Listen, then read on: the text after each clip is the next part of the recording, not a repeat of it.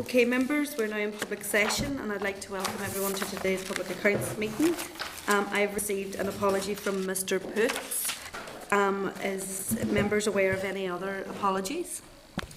Mr Flanagan is going to be late and Mr Murphy will also be late. Members, under matters arising, there are no new matters arising.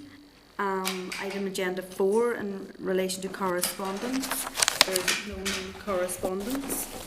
And can I just go back to item 2, which is minutes of the last meeting?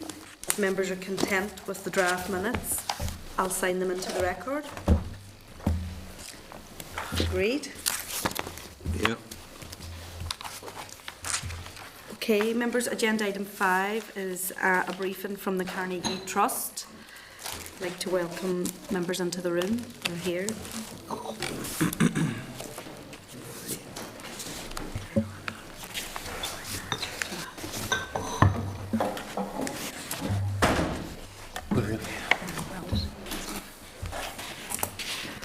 Okay, I'd like to welcome John Woods and Peter Dolan from the Carnegie Trust to the committee today. John and Peter will give a briefing to the committee on their report towards a wellbeing framework, which came out of the findings from the roundtable on measuring wellbeing here. Members, a short briefing note along with the report itself can be found at page 12 in your packs, and this was forwarded to us this morning. It's on your table, members. We didn't have the opportunity and time to get it into your packs, but it's based on the Scottish experience, so thank you for that. And John and Peter, you are both welcome to today's meeting. Beginning with your briefing. Thank you very much, Chair. I'll start with a few remarks and then hand over to Peter. Our report, which you have in front of you, the roundtable on measuring wellbeing in Northern Ireland, originated in a partnership between the Carnegie UK Trust and the School of Law at Queen's University, with the support of then Finance Minister Simon Hamilton and the Chair of the Finance Committee, Daithí Mackay. And the roundtable was greatly encouraged at the start by their joint forward to a 2013 report by Carnegie and Queen's, in which they wrote, "It is time to place the well-being of our citizens at the heart of what government is about, at the heart of a shared narrative." The roundtable itself comprised an impressive mix of senior officials in central and local government, leaders from business, voluntary sector and academia, and importantly from politics. The Finance Minister and the Finance Chair both appointed representatives, and there's a full list of members inside the front cover of the report in front of you. Over the course of a year, the roundtable met 6 times, including a study visit to Scotland. We invited written evidence, commissioned a number of focus groups, and conducted a series of stakeholder interviews. And the report was published in March this year. The impetus for the roundtable's work came from 2 places. The first is the global debate on the inadequacy of GDP as a measure of social progress. As you know, since the 1970s, growth in GDP and life satisfaction have parted company. So GDP continues to rise, but life satisfaction has flatlined. And we also know that GDP doesn't show the distribution of economic growth, and it masks growing inequality. And nor does it measure non-monetary activities such as work in the home or voluntary activity in the community. And bizarrely, governments, including the UK, have recently started to include in their GDP calculations the proceeds of illegal drugs and prostitution. So if GDP is no longer telling us what we need to know about improvements to people's lives, we need to find a new approach. And the second context for the roundtable's work was our own journey out of conflict, how the well-being of our society has been shaped by the years of trauma. And as one of our contributors put it, we know how to treat individuals suffering from conflict-related trauma, but how do we go about treating a traumatized society? So the roundtable views well-being as a holistic concept, bringing together social, environmental, economic and democratic outcomes. A well-being approach asks us to consider how society is progressing in the round, rather than using economic indicators as a proxy for well-being. It also asks us to look at the outcomes, focusing on how people's lives are improving or not, rather than allowing the conversation to centre on the inputs or just on the processes that we use to improve society. So the roundtable believes that the time is right to develop a wellbeing framework to guide and support the work of all public services in Northern Ireland. And the roundtable identified 7 steps. I won't take you through all 7, but just to highlight a couple. The first one was setting well-being as the collective goal of government and society. And if I could refer you to page 10 of the hard copy spiral-bound report in front of you, there we set out a suggestion for a draft well-being framework. It's inspired by the work that's been done in Scotland, the National Performance Framework in Scotland. We've learned quite a great deal from that. And this was really a draft suggestion as to how a wellbeing framework might pan out. There are 4 key elements. The first is a purpose statement, overall statement of the purpose of government. Then a number of strategic commitments. We've suggested 7 there, covering such issues as long and healthy lives, deepening democratic engagement and safeguarding the local and global environment, for example. And then below that, a number of outcomes. And I suppose the key thing about outcomes is that they're cross-departmental, cross-agency and multi-layered. So these are shared outcomes rather than something that a department or an agency does by themselves. And then below that level, you would have indicators of progress towards those outcomes. And the idea is that this is for the long term. And it recognises that many of the issues that society faces can't be tackled within one assembly mandate. A lot of these issues really would take 10 to 15 years to resolve. So the programme for government would then be the vehicle for the delivery of the outcomes over time. And these could be measured by a dashboard of indicators that can be used to report on progress to the Assembly and to the public. And I suppose we're putting quite a big emphasis on outcomes, saying you start with what you want to achieve, and then you decide what outputs or activities are needed to achieve the outcomes, who is best placed to provide those, and then allocate the inputs and the resources accordingly. And by focusing on outcomes in that way, only activities that actually contribute to those outcomes will be funded. And that also means stopping doing things that are not contributing to the agreed outcomes, thus freeing up resources. The second step is about building public engagement into the heart of this framework. And public engagement in the development of a framework is essential, we think, for the legitimacy of the process. It'll also produce a better result, but more fundamentally, it will enable deeper democratic participation, the kind of democratic engagement that's intrinsically valuable as a key component of individual and collective well-being. There are a number of other steps, just to mention a couple of them. Establishing new ways of working to support well-being, particularly a whole-of-government partnership approach across departments and all public bodies, which really is essential for the effective delivery of outcomes. And then the fourth step about aligning tiers of government and nurturing the relationship between local and central government. And then finally, and the one that Peter's going to talk a little bit about now, is using the wellbeing framework to improve accountability. Okay, thank you, John. Okay, thanks. I'd just like to rehearse a couple of general points to begin with.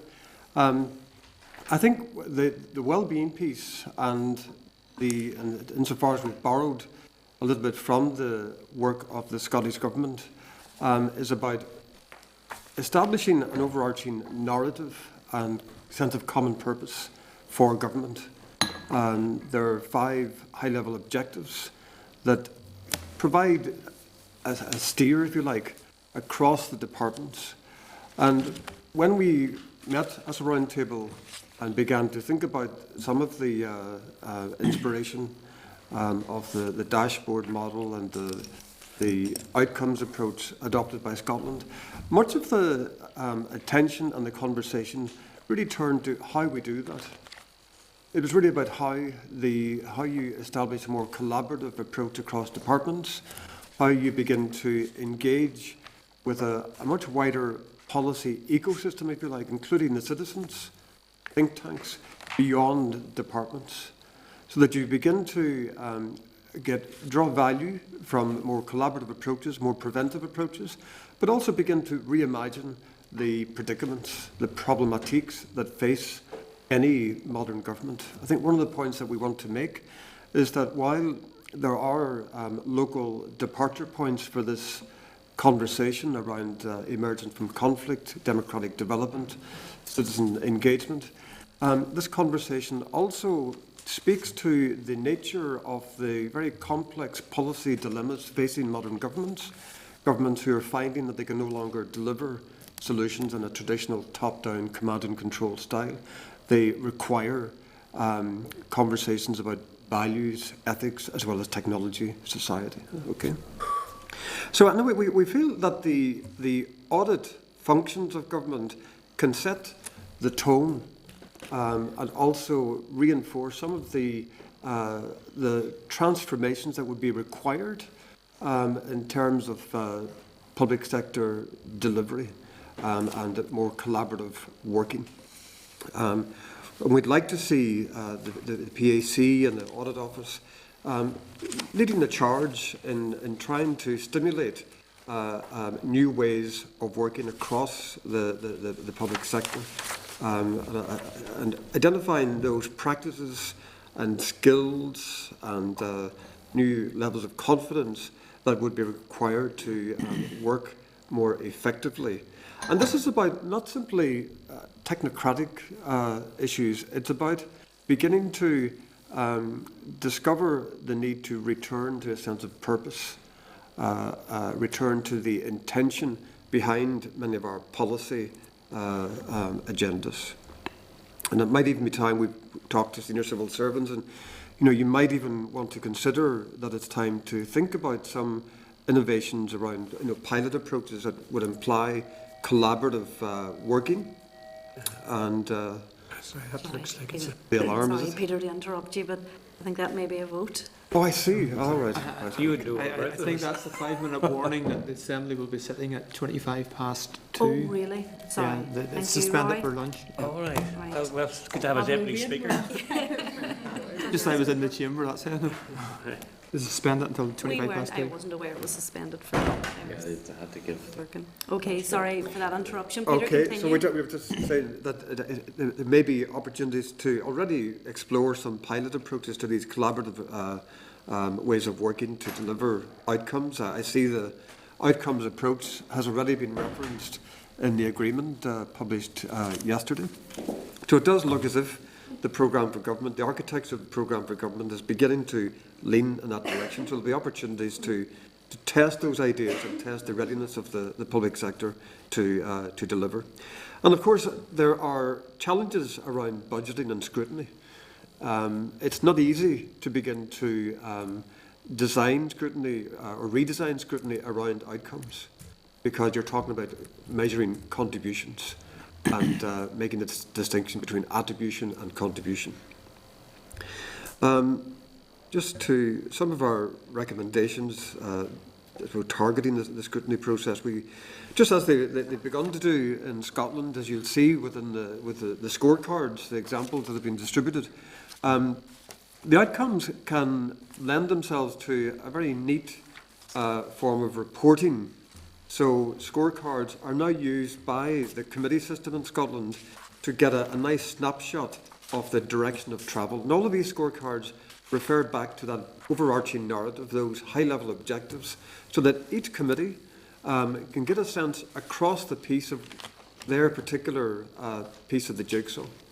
And the committees are having sight of a number of these scorecards, not just the ones that might relate to their own departmental function.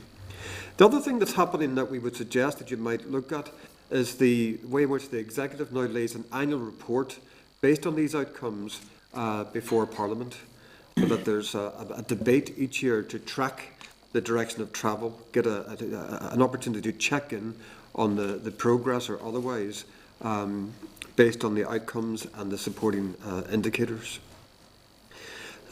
So part of the one of the things I know that concerned one or two members in our report, and I'll finish with this, was the sense that I guess there was we picked up when we talked to public servants and others across government. It was really privileged to look at the system from different perspectives. There was often expressions of nervousness about a chilling effect of the audit process. Now, that's not to suggest that we shouldn't distance ourselves or step away from the core mandate of the auditing process to call people to account. But it does seem that part of the story here, in terms of the more fragmented way in which we currently deliver, is leading to a silo mentality, a focus on outcomes, outputs and processes, accounting responsibilities. And the more and more, as those, I suppose, preoccupations come to inform how people deliver within the public sector without relating to other parts of the public sector that might sensibly be joined up or be working collaboratively, the more people begin to game and adopt rather defensive positions rather than maintain a sense of purpose and core intention. So the nervousness that people are expressing, I think, is symptomatic of the fragmentation and the distancing from the potential to deliver more collaborative and meaningful outcomes across government. It also tends to buy into a kind of this populist narrative around the governance system, where there's a rather cynical perspective that has emerged within the public mind, sometimes fed by opportunistic broadcasters. And this can feed back into the system as well.